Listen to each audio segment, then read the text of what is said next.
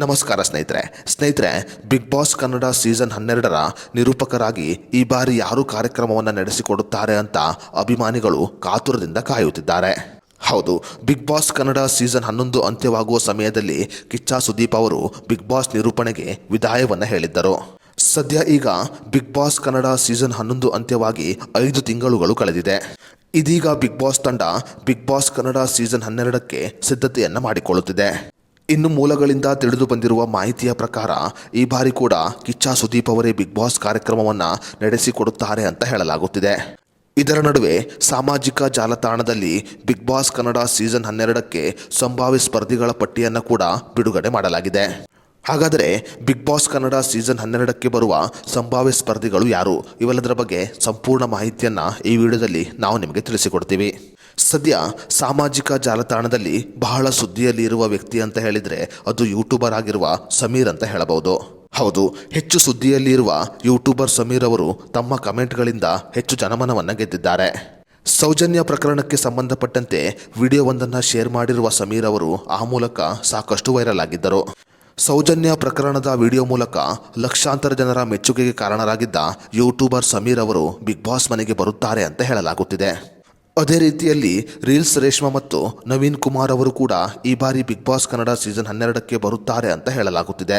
ಹೌದು ಸ್ನೇಹಿತರೆ, ಇತ್ತೀಚಿನ ದಿನಗಳಲ್ಲಿ ಸಾಮಾಜಿಕ ಜಾಲತಾಣದಲ್ಲಿ ಹೆಚ್ಚು ಜನಪ್ರಿಯತೆಯನ್ನು ಪಡೆದುಕೊಂಡಿರುವ ರೇಷ್ಮಾ ಅವರು ಬಿಗ್ ಬಾಸ್ ಮನೆಗೆ ಬಂದರೆ ಹೇಗಿರುತ್ತೆ ಅಂತ ವೀಕ್ಷಕರು ಮಾತನಾಡಿಕೊಳ್ಳುತ್ತಿದ್ದಾರೆ. ಅಷ್ಟೇ ಮಾತ್ರವಲ್ಲದೆ ರೇಷ್ಮಾ ಅವರ ಜೊತೆಗೆ ನವೀನ್ ಅವರು ಕೂಡ ಹಲವು ಕನ್ನಡ ಸಾಂಗ್ಗಳಿಗೆ ರೀಲ್ಸ್ ಅನ್ನು ಮಾಡಿದ್ದಾರೆ. ನವೀನ್ ಮತ್ತು ರೇಷ್ಮಾ ಅವರು ಸಾಮಾಜಿಕ ಜಾಲತಾಣದಲ್ಲಿ ಸಿಕ್ಕಾಪಟ್ಟೆ ವೈರಲ್ ಆಗುತ್ತಿದ್ದಾರೆ.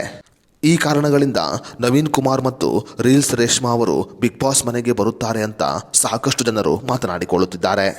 ಇನ್ನು ಖಾಸಗಿ ವಾಹಿನಿಯಲ್ಲಿ ನಿರೂಪಕಿಯಾಗಿ ಹೆಚ್ಚಿನ ಜನಪ್ರಿಯತೆಯನ್ನು ಪಡೆದುಕೊಂಡಿರುವ ದಿವ್ಯಾ ವಸಂತ ಅವರು ಕೂಡ ಈ ಬಾರಿ ಬಿಗ್ ಬಾಸ್ ಮನೆಗೆ ಬರುತ್ತಾರೆ ಅಂತ ಹೇಳಲಾಗುತ್ತಿದೆ. ಇನ್ನು ಬಿಗ್ ಬಾಸ್ ಕನ್ನಡ ಸೀಸನ್ 11ಕ್ಕೆ ಭವ್ಯ ಗೌಡ ಅವರು ಬಂದಿದ್ದು ನಿಮಗೆಲ್ಲ ಗೊತ್ತೇ ಇದೆ. ಈ ನಡುವೆ ಭವ್ಯ ಗೌಡ ಅವರ ಅಕ್ಕ ದಿವ್ಯಾ ಗೌಡ ಅವರು ಬಿಗ್ ಬಾಸ್ ಮನೆಗೆ ಎಂಟ್ರಿ ಕೊಡುತ್ತಾರೆ ಅಂತ ಹೇಳಲಾಗುತ್ತಿದೆ.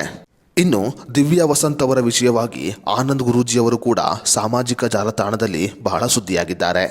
ಅಷ್ಟೇ ಮಾತ್ರವಲ್ಲದೆ ಆನಂದ್ ಗುರೂಜಿ ಅವರು ತಮ್ಮ ಭವಿಷ್ಯದ ಮೂಲಕ ಸಾಕಷ್ಟು ಜನಪ್ರಿಯತೆಯನ್ನು ಗಳಿಸಿಕೊಂಡವರು ಆಗಿದ್ದಾರೆ. ಈ ಕಾರಣಗಳಿಂದ ಆನಂದ್ ಗುರೂಜಿಯವರು ಬಿಗ್ ಬಾಸ್ ಮನೆಗೆ ಬಂದರೆ ಹೇಗಿರುತ್ತೆ ಅಂತ ವೀಕ್ಷಕರು ಮಾತನಾಡಿಕೊಳ್ಳುತ್ತಿದ್ದಾರೆ.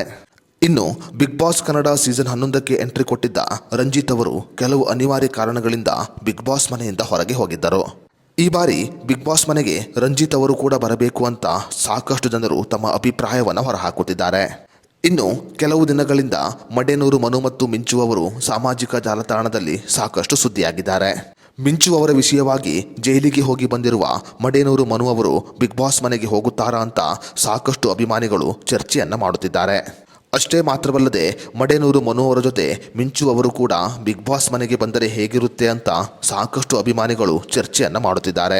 ಸ್ನೇಹಿತರೆ, ನಿಮ್ಮ ಪ್ರಕಾರ ಈ ಬಾರಿ ಬಿಗ್ ಬಾಸ್ ಕನ್ನಡ ಸೀಸನ್ 12ಕ್ಕೆ ಯಾವ ಸ್ಪರ್ಧಿಗಳು ಬರಬಹುದು ಅನ್ನೋದರ ಬಗ್ಗೆ ನಿಮ್ಮ ಅನಿಸಿಕೆಯನ್ನು ನಮಗೆ ಕಮೆಂಟ್ ಬಾಕ್ಸ್ನಲ್ಲಿ ತಿಳಿಸಿ.